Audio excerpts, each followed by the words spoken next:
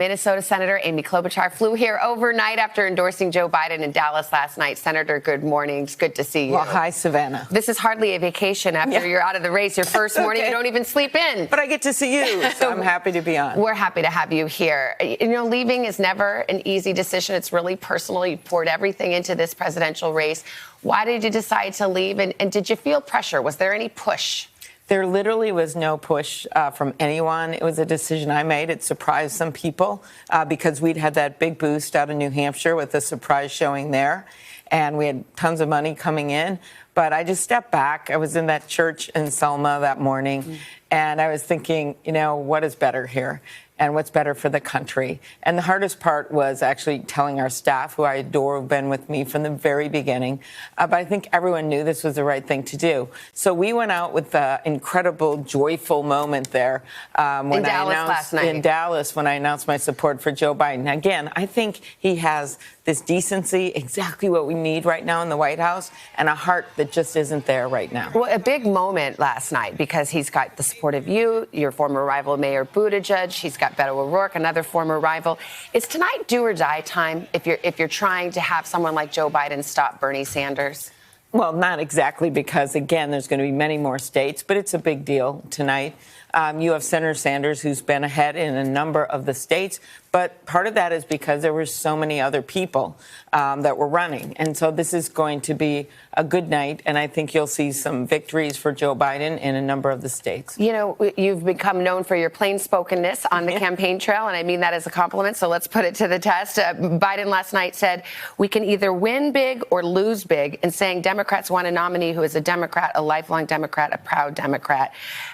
To put a fine point on it, do you think that Sanders can't win, can't beat Donald Trump? You know, I wouldn't say that, and I don't think the vice president would say that either. It's just what we want to win big. We want to win back the U.S. Senate. Well, you want to win the House seats. Yeah, no, but you want a candidate that not just builds a coalition of fired-up Democrats, which we've got, but also brings in independents, moderate Republicans. That's how we won back the House of Representatives, and that's what Joe Biden can do. You know, Sanders portrays this as the party coming after him now, okay? He says, quote, the corporate establishment is coming together, the political establishment is coming together, they'll do everything, they're really getting nervous that working people are standing up. What about it? What do you say to those who are saying, oh, this is about the Democratic Party, the old school, the status quo coming in to crush the resistance?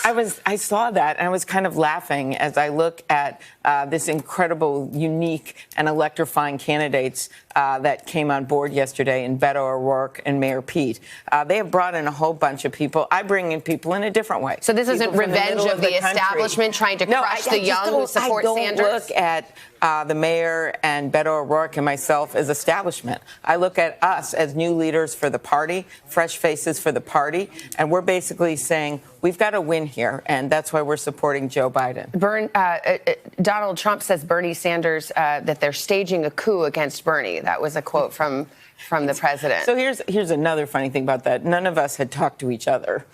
We came to our own decisions. I came to it in South Carolina around that time. I know the mayor came to his own decision. I actually saw him on the bridge, and he looked kind of choked up when Congressman Lewis was speaking. And I remember thinking, wow, I wonder what's going on. And he had made his own decision. So it wasn't like that at all. We made the decision, instead of a personal victory for ourselves or a personal quest, that this was about our country, and we need to beat Donald Trump and have someone with experience that can get things done in the White House. Obviously, you are uniting around Joe Biden. Mike Bloomberg is still in this race. What do you make of that? What do you think he needs to do? Well, let's see what happens after today. He's going to have to make his own decision. And he is someone who is a practical person. He's put a ton of money into this race. I know, because I know how it felt to go on shows like yours and then have 15 minutes of Bloomberg ads run at the same time. And I think you see Joe Biden step by step doing better and better. And by the way, Bloomberg doesn't have any delegates yet. He hasn't even been on the ballot yet. This is the first time he's on the ballot tonight.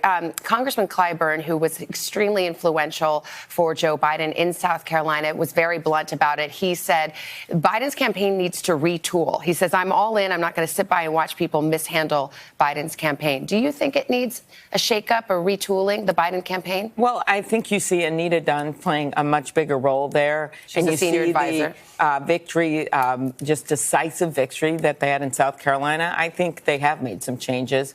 And I know this, having run against him in Iowa and New Hampshire, that there's changes. When you talked to him, was there any talk about Amy Klobuchar serving in a Biden administration? No, actually, not one bit. Not at all. Okay. Well, I've known him for a long time. Worked with him, campaigned with him. I was in the Senate the entire time when he was vice president. So we were talking about a lot of other things, If family asked, things. would you want to be a running mate? Would you consider being vice president on the ticket? I am just doing my work right now. I'm one day out of having left my own campaign. I'm going back to Minnesota to celebrate with the work with our staff and everything they've done, and that's what my focus is. And then real quickly, I mean, when this race started, and I remember seeing you on the debate stage with 20 candidates back in June, it was diverse, a huge field. And now it seems like it's boiling down perhaps to a race between two guys in their 70s who are white, who served decades in Congress. How does that sit with you? This is a process, and you've got to respect that process. Do I miss my friends, for instance, Kamala Harris and Cory Booker on the debate stage? Very much. I literally miss them when we got to a smaller group. But you've got to respect the process, the voters. The voters are the ones deciding this, and that's where we are. Senator Amy Klobuchar, thank you for being with us. Okay. Thanks for flying all night. I hope you sleep in tomorrow.